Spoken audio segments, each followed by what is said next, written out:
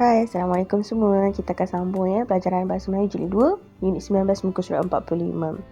Baiklah, objektif pada hari ini adalah supaya murid-murid dapat mengenal pasti dan memahami maksud kosakata. Baiklah, cikgu nak kita sama-sama baca teks petikan mudahnya halau serangga. Ayah Hasan, iaitu Encik Mahzan, telah menyemai dan menanam banyak pokok paku gunung di kawasan rumahnya. Pokok-pokok itu untuk dijual. Pokok itu mendapat permintaan yang tinggi daripada peminat pokok paku pakis. Pokok itu tumbuh subur. Malangnya, daun pokok itu diserang ulat. Encik Mahzan telah mendapat maklumat daripada internet tentang cara menghapuskan ulat dengan mudahnya. Beliau tidak perlu menggunakan racun. Encik Mahzan menapis air basuhan cili kering di dapur rumahnya. Selepas itu, beliau memasukkan air itu ke dalam botol penyembur. Encik Mahzan menyembur daun-daun muda pada pokok paku gunungnya. Ulat tidak berani makan daun pokok itu lagi.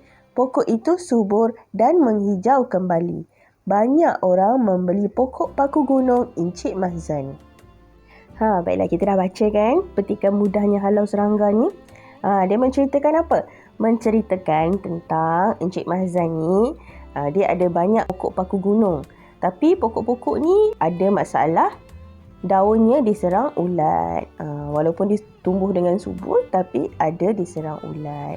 Jadi Encik Mahzan ni telah carilah maklumat macam mana cara nak menyelamatkan daun tadi daripada diserang ulat tu. Encik Mahzan pun cari maklumat daripada internet. Digunakan bahan air basuhan cili je, tak payah guna racun. Baik, bila dia dah guna air basuhan cili tu, dia sembur, ulat pun tak berani makan daun pokok tu. Jadi pokok itu hidup dia semakin baiklah, subur dan menghijau. Baiklah, kita dah pun faham maksud kandungan cerita ni.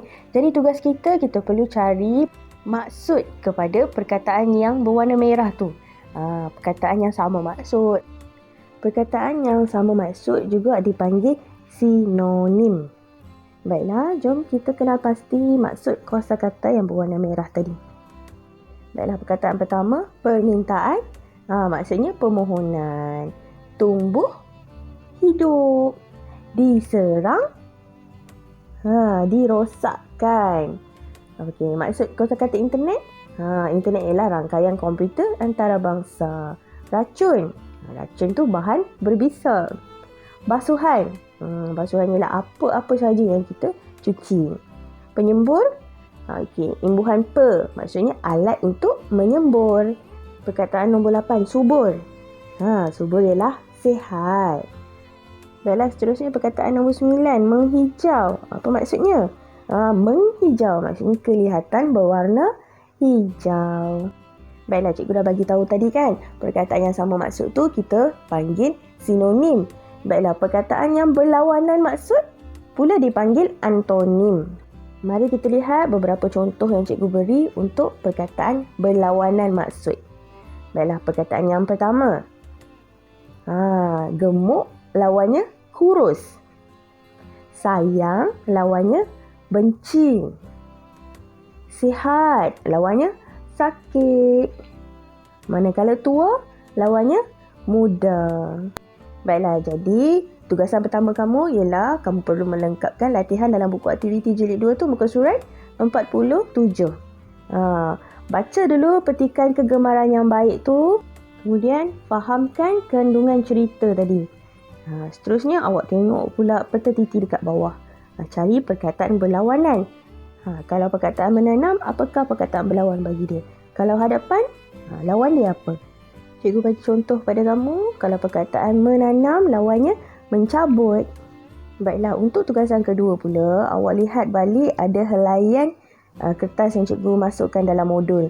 Iaitu ada 3 peta kan. Awak ambil helaian peta titi, kemudian potong dan tampal dalam buku tulis. Jangan hilangkan helaian yang lain, nanti kita akan pakai untuk kelas akan datang. Simpan balik dalam plastik modul tu. Tugasan peta titi ni sama juga, perlu cari perkataan yang berlawanan. Manis lawannya apa? Apa pula perkataan berlawanan bagi putih? Putih lawannya hitam. Tulis dalam ruangan yang disediakan.